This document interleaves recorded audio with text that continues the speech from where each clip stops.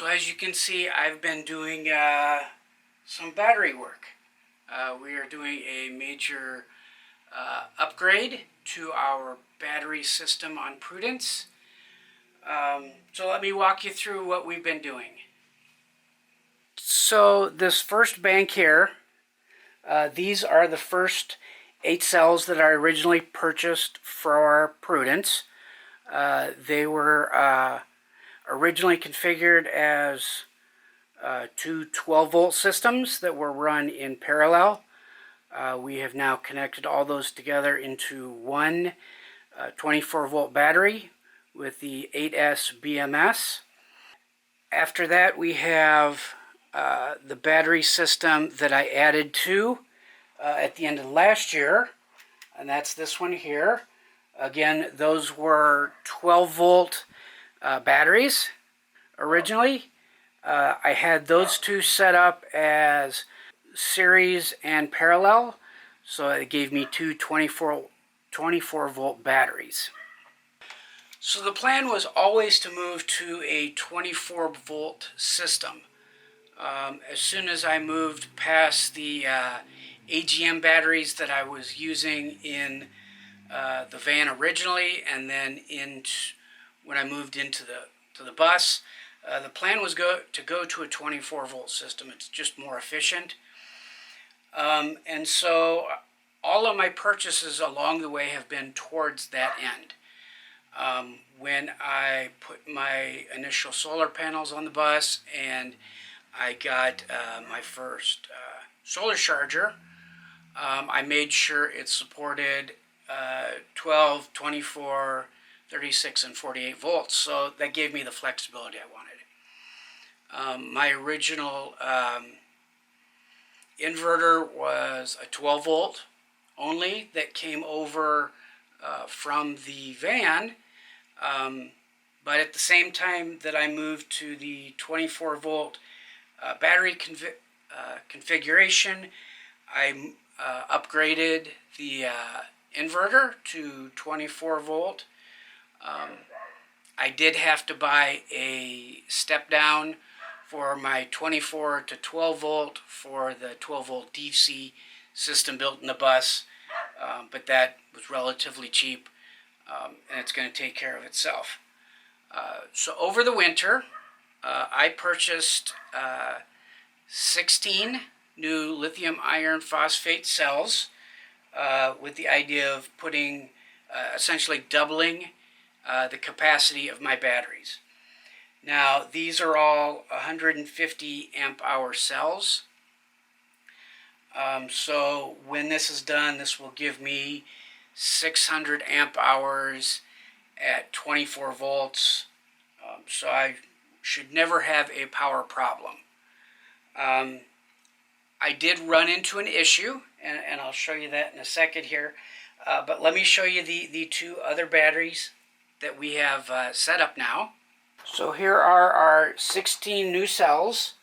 Actually, there's only 15 here. But here's the first set of 8 cells that is 24 volts. And here we have 7.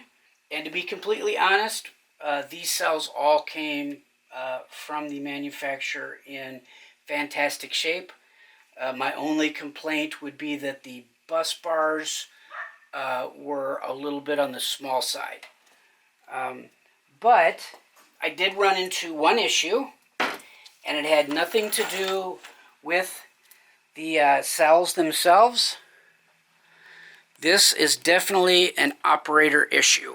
So I use a desktop charger. I have the Q8 desktop charger, and I set this up and was charging the cell, and I simply forgot about it. That mistake is all on me.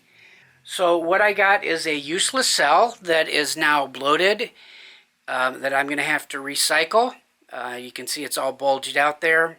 I have ordered a replacement. Things coming from AliExpress take a while, so it will be a while before I can get this last set of batteries up and running. So I would definitely recommend, and I made the mistake. I got impatient. I tend to be an impatient person, and was trying to do a over voltage charge instead of just setting it on 3.6 and just letting it slowly trickle charge till the cell was full.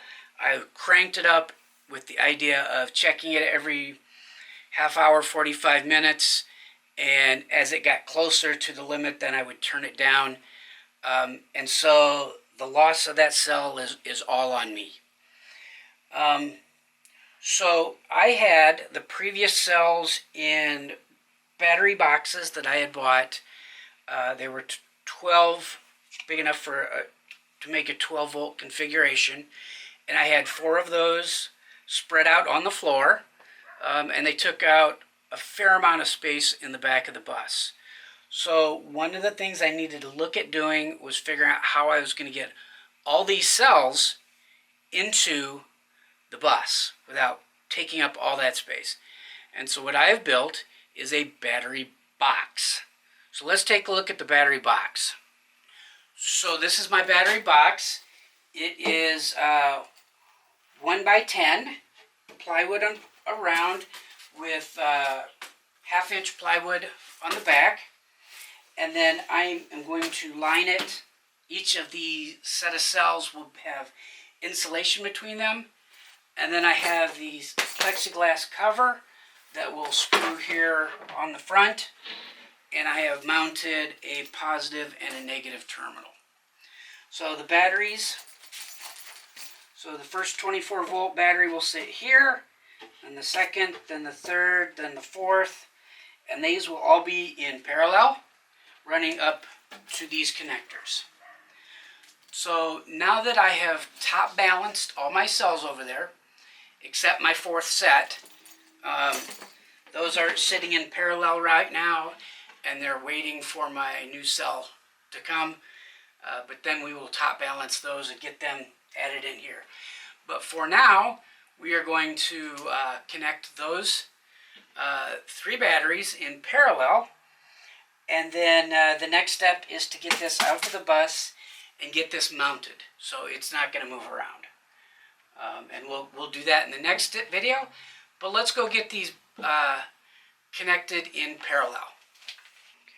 So we're going to begin by connecting the battery terminals for the negative side. So I have the black cable coming out of the BMS, and I've got a little extender here, and I have cut some shrink wrap, and I'm going to cover these. We can then go to the next one, and I'm just using bolts, nuts, and washers for this, and we're going to need to extend this one.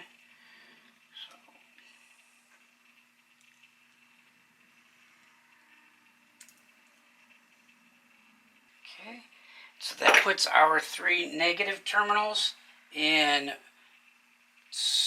parallel, and now we need to get our negatives connected.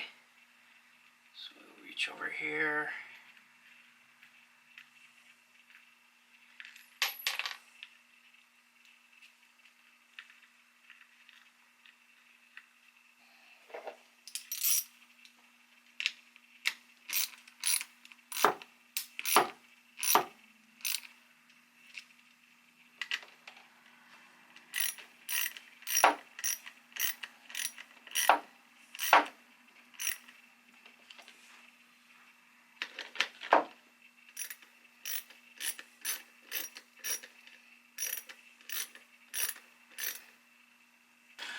Okay, so we have our 3 of our 4 24 volt batteries in parallel, and they're going to just sit here and rest while I get the battery box mounted in the back of the bus. And then, as you saw when I connected negative to negative to negative and positive to positive to positive, that chain will just continue when this next set of batteries is ready, and then from there the batteries will go to those terminals on the battery box. So that is our electrical upgrade. This should take care of any power needs we might have on the road. If you have questions, feel free to leave comments down below. And remember to travel, explore, and live life to its fullest. Thank you for watching.